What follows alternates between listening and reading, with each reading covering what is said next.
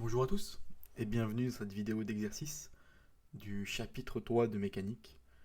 Cette vidéo que j'ai appelée le retour du pendule simple, c'est un exercice qu'on a traité à de nombreuses reprises lors de cette série de vidéos sur la mécanique. Et on va le traiter une dernière fois, mais cette fois-ci à l'aide du théorème du moment cinétique.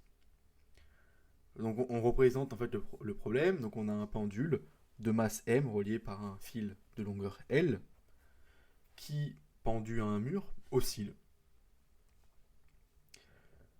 La seule force que le pendule subit, les seules forces qui sont subies par le pendule sont demandées à la question 1, donc deux questions, quel est l'axe de rotation et faire un bilan des forces. Donc le point matériel, on voit là qu'il est en mouvement à distance fixe de O, qu'on nomme ici. Donc c'est-à-dire que l'axe de rotation, donc là si on a par exemple, si on a par exemple Y et X, en fait Z, il est en mouvement autour de Z, qui est comme ça, qui pointe vers nous. Donc l'axe de rotation est Z. L'axe de rotation est OZ. On va faire un bilan des forces. Donc le point M,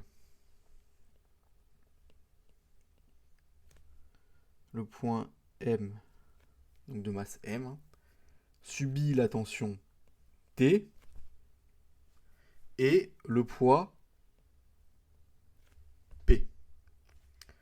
La seconde question, elle nous demande de calculer le moment scalaire avec un bras de levier.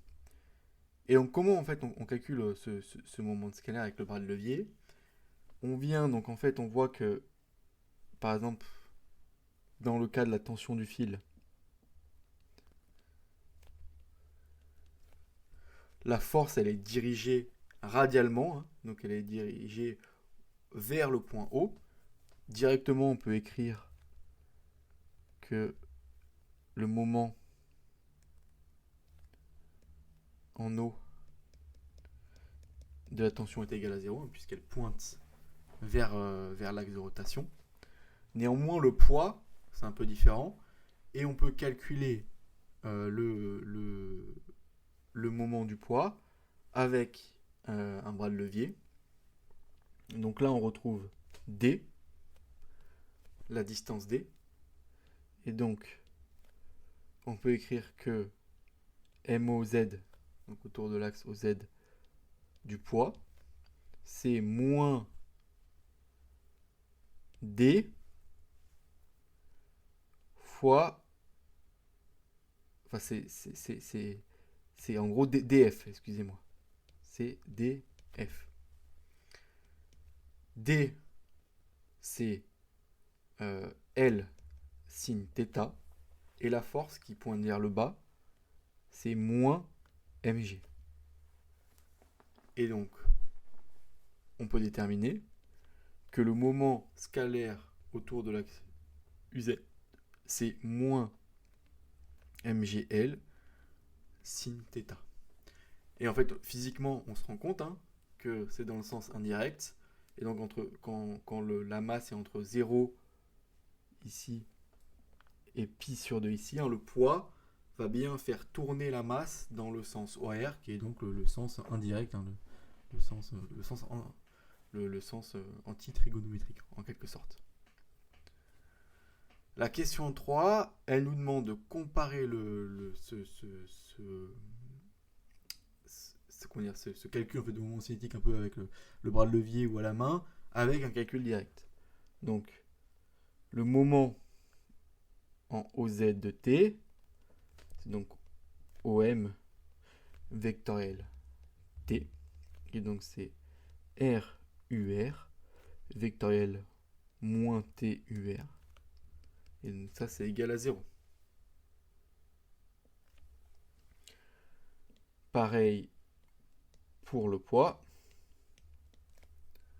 on a R00 produit vectoriel, donc là on peut projeter sur l'axe UR et Uθ, on connaît déjà la réponse. C'est mg cos θ selon UR et moins mg sin θ selon Uθ. Et donc là, on a 0. On réécrit R mg cos θ. Donc là, on a aussi 0. Et on a moins R mg sin θ. Et on retrouve bien, donc là j'ai R ou L, hein, la distance. Et on retrouve bien à chaque fois les mêmes valeurs. La quatrième question, elle nous demande d'appliquer le théorème du moment cinétique. Donc on applique le théorème du moment cinétique autour de l'axe rotation qui est OZ. Donc L OZ, hein, c'est... On applique là, on va faire le moment scalaire, ce sera plus simple. C'est LO scalaire UZ. Et donc c'est OM vectoriel MV point UZ. Et donc c'est L UR vectoriel ML θ point Uθ. Ça c'est rappel du chapitre de cinétique.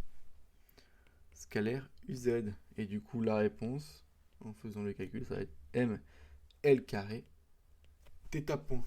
Et donc le théorème du moment cinétique qu'on peut maintenant écrire, théorème du moment cinétique, c'est dL au z dt qui est égal à la somme des différents moments des forces. Hein.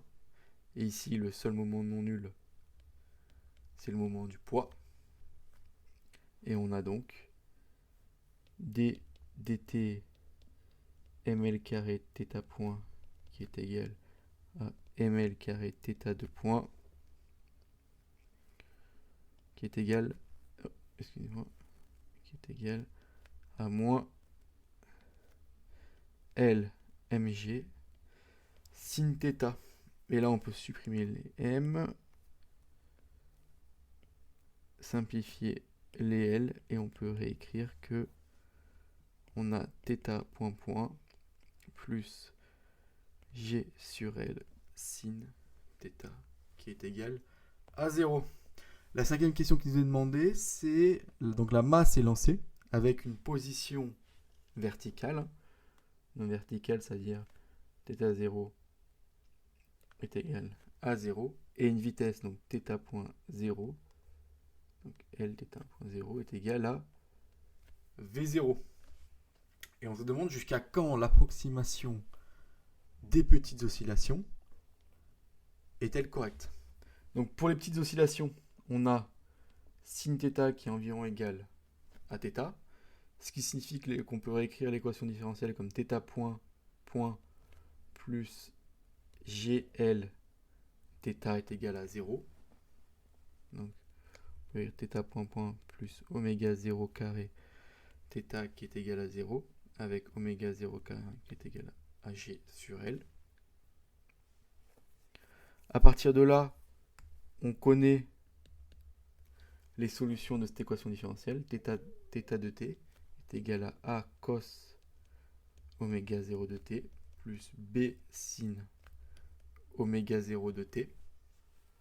Les conditions initiales, θ0 est égal à 0, ce qui signifie que A est égal à 0. Hein. Et L θ point 0, donc qui est égal à V0.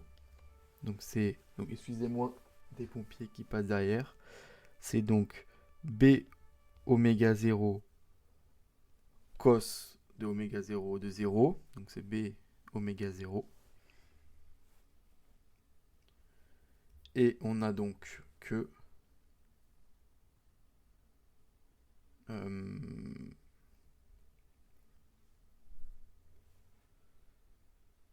excusez-moi, je suis un petit peu perdu. Donc ça c'est V0 sur L qui est égal à B oméga 0. Et donc B est égal à V0 L oméga 0. Et donc pour que l'approximation des petits angles soit correcte, il faut que B soit inférieur à 1, enfin strictement inférieur à 1, et donc que V0 soit inférieur à L oméga 0. Je vous remercie de m'avoir suivi lors de cette vidéo, et à bientôt.